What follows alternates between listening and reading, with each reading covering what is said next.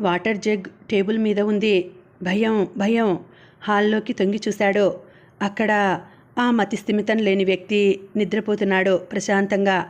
ఒక్క క్షణం నిట్టూర్చి ఊపిరి పీల్చుకున్నాడు భార్గవ. అంటే తనకొచ్చింది కల. ఎంత భయంకరమైన కల. కలకే వణికిపోయాడు. చిన్నప్పటి నుంచి తనకు కలలంటే భయం.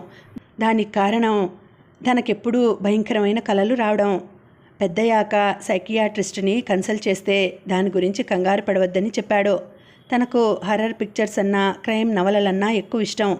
ఎప్పుడూ అదే ధ్యాసలో ఉండడం ఒక కారణం. రాత్రిళ్ళు హారర్ సినిమాలు చూడడం, నవలలు చదవడం మానేయాలనే నిశ్చయానికి వచ్చాడు భార్గవ.